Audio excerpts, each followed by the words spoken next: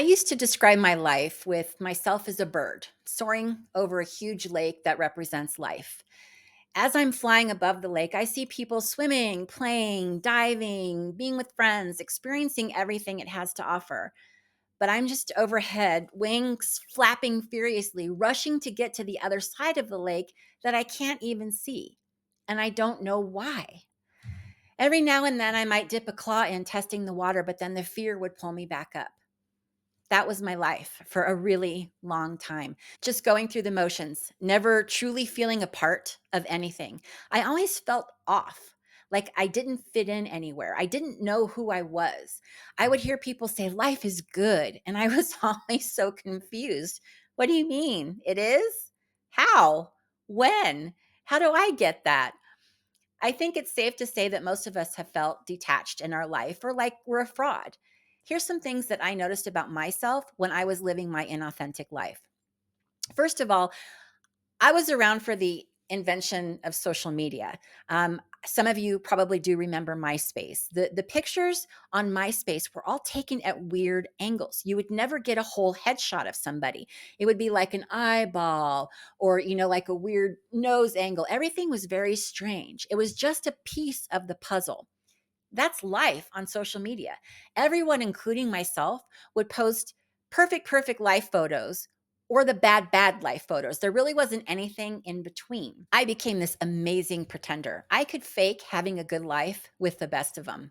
I was so busy comparing myself to others and feeling like I was just such a failure that all I was doing was playing this game of catch up and posting happy life reels, trying to show some invisible force that, look, see, I'm great too. I'm awesome. Someone once told me that social media just shows your highlight reels, and that hit me right in the gut. Curating a perfect online life was exhausting. It was time to ditch the fake highlight reel and embrace the real, messy me. Social media did and does make people feel inadequate, so take it with a grain of salt and always know that everyone has something going on in their lives. Everyone has something going on in their lives. The fear of failure is the second sign that I was not living my life. This fear for me was an absolute showstopper, and sometimes it still is. But it keeps me locked in my comfort zone, afraid to take risks or pursue things. In my case, I was scared of everything. Fear kept me stuck in a life I didn't even like as a person. I was afraid of disappointing people, afraid of looking dumb. I was afraid of people talking about me because I said something stupid. I was a big bundle of fear and nerves. A lot of me clung to that fear because that's what I knew and that's what really felt comfortable. I really didn't feel like I had anything to offer anyone anyway, and so I used this as my biggest excuse. My head was always filled with what if thoughts, right? What if this bad thing happened? What if that bad thing happened? The constant fear made life feel small and colorless.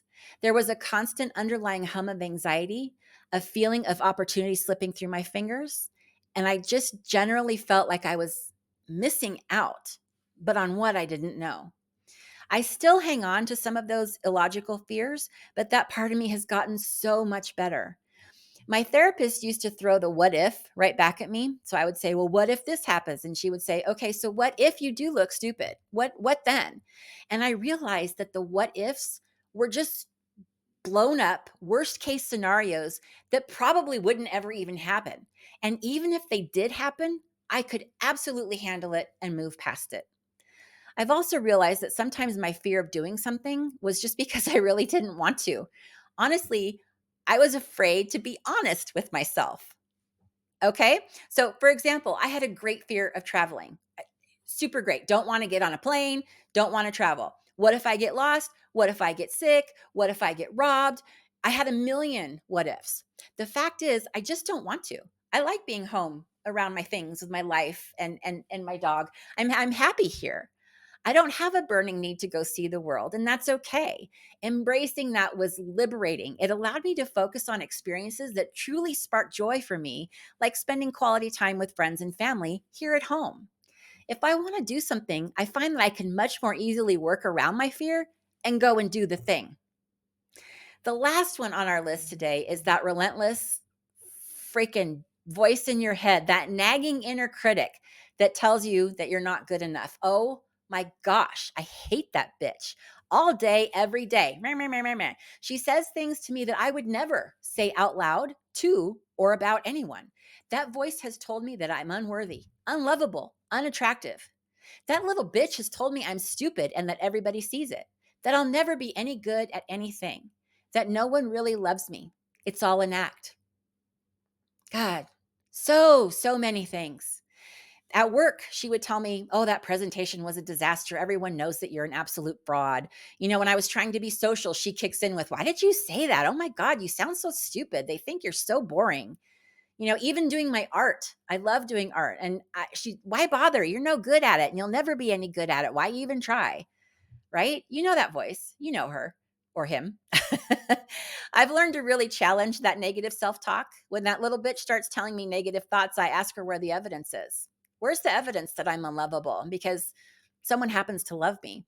Where's the evidence that I'll never be good at anything? Because I'm good at lots of things. All of the evidence points to something else. And we call that reality. That voice in your head is a bully. Silencing it means embracing your authentic self, flaws and all. I would also ask myself if I would talk to a friend that way, right? You've heard people say that. Would you talk to your friend that way? Would you say things like that about your friend? And the answer is usually no. No, I should start treating myself at least as good as I would treat a friend, right?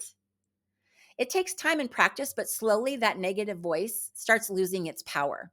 She's still here. She's still here, but I have better tools to cope with her. It wasn't easy, but by ditching the fake and embracing my true self, I found a life filled with joy and purpose. It's still work every single day. Maybe you see yourself in my story, and maybe that will inspire you to ditch your own fake life and take a step towards living authentically. Thanks so much for hanging out with me today. I would love to hear from you. I would love to know if this content resonates with you. Please just drop me a line in the comments. I read every single one. Thanks again for hanging out. Bye bye.